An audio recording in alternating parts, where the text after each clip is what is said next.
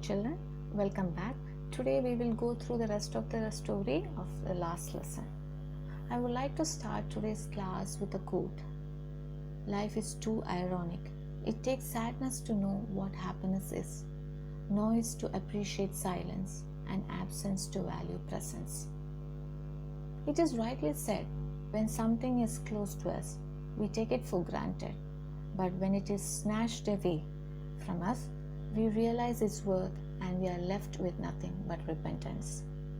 This is what happened with the people of Alsace and Lorraine. Earlier in the story, we saw how the people of Alsace and Lorraine took their language for granted, thinking that there was enough time, but all of a sudden it was snatched away from them. Now let's see what happens. Please take your textbook on page number 5, last paragraph. Then, from one thing to another, Mr. Hamel went to talk of the French language, saying that it was the most beautiful language in the world, the clearest, the most logical. We must guard it among us and never forget it, because when people are enslaved, as long as they hold fast to their language, it is as if they had the key to their prison. Children, we will stop there. Here, Mr. Hamel's patriotism is reflected in his praise for the French language. He says that it is the most beautiful language, the clearest, most logical language in the world. Do you know why he says that it is the most beautiful language? The only reason is that it is his language, it is his mother tongue. He asked the people of Alsace to guard it among themselves and never to forget it. They can liberate themselves only if they recognize and maintain their identity through mother tongue. Political enslavement is a curse for any nation as it deprives it of its identity. During such times, it is their language that keeps their identity alive. History is filled with many such examples. For example, during the time of India's struggle for independence, there were many newspapers published in regional languages. These newspapers acted as a catalyst to the freedom struggle as it kept the people informed about the activities that were going on in the country.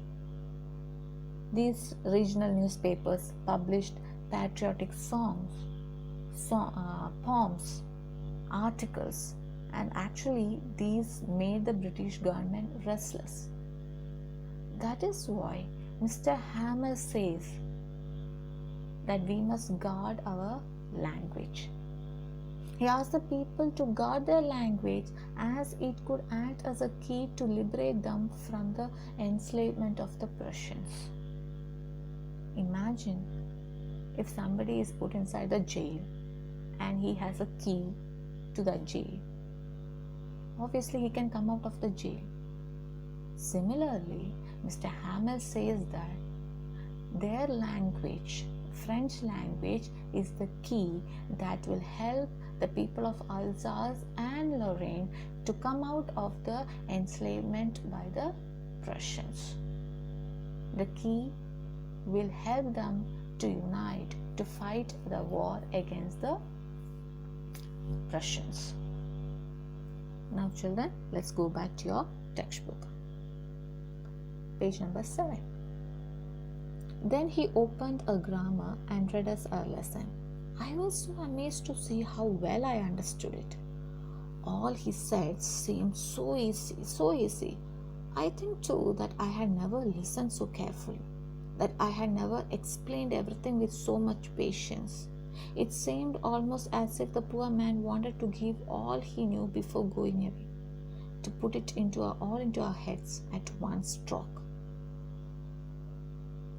After grammar, we had a lesson in writing. That day, M. Hamel had new copies for us, written in beautiful round hand. France, Alsace, France, Alsace. They looked like little flags floating everywhere in the schoolroom, hung from the road at the top of the desk. You ought to have seen how everyone set to work, how quiet it was. The only sound was the scratching of the pens over the paper.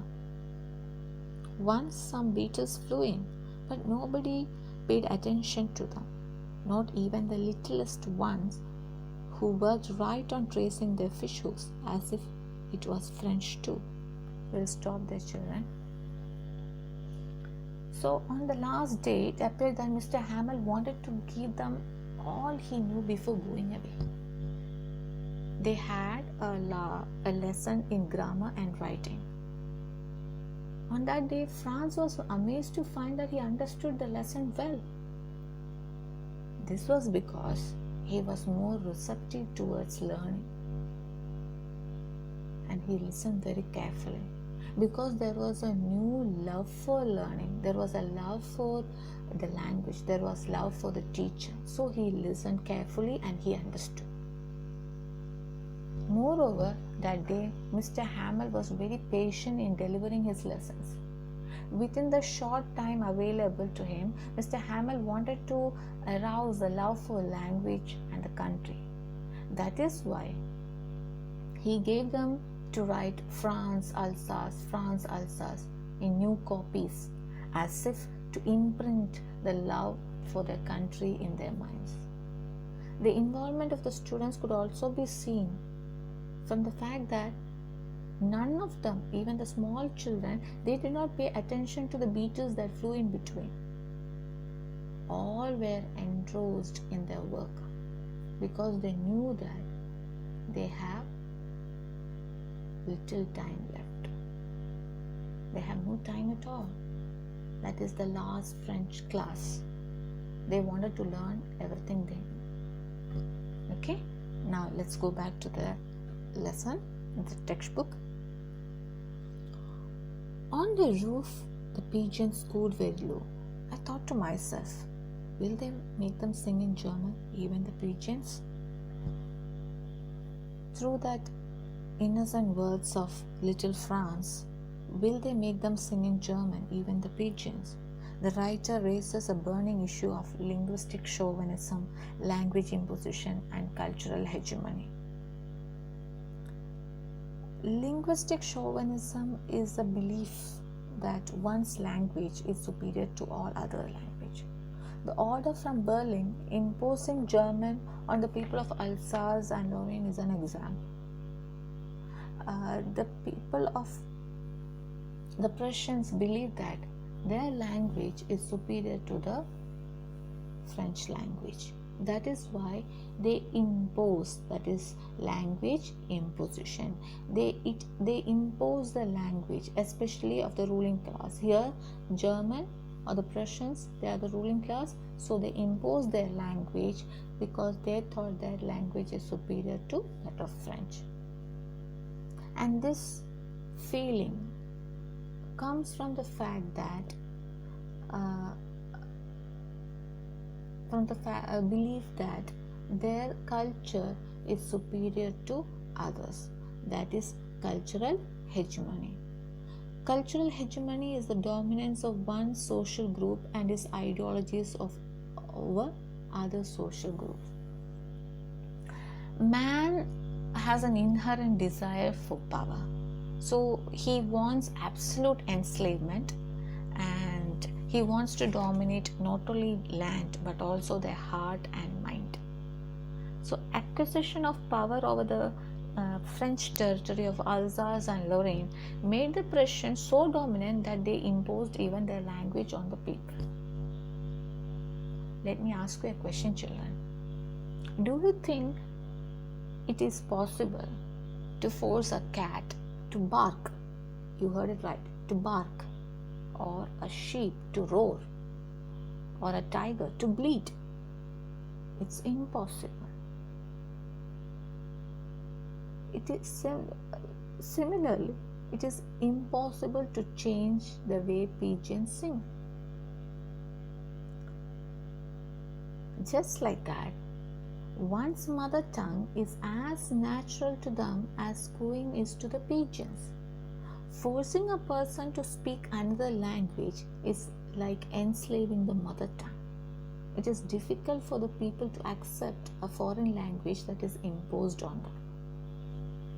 And unfortunately, many rulers often forget the fact that you can force somebody to learn, write, read another language, but the love, the emotion they have for the mother tongue cannot be taken away. So, this is a very important question. Will they make them sing in German, even the pigeons? Where the writer conveys the idea that you cannot force the people to love another language that is not theirs. I would like to end today's class with a quote by Kamala Das. I speak 3 languages, writing 2 and dreaming 1.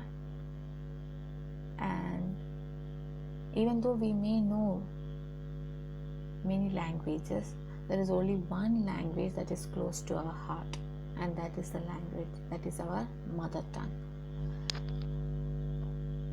And before winding up, I would like to go through the very important points of today's class. The first one is Mr. Hamel on the French language says that it's the most beautiful language, the clearest and most logical language. Next one, he asks the people of Alsace and Lorraine to guard their language because language is the key to their prison. Third, Mr. Hamel wanted to give them everything before going away. Fourth point is the writer brings in the main theme of linguistic chauvinism and language imposition innocently through Little France through his statement, will they make them sing in German, even the pigeons?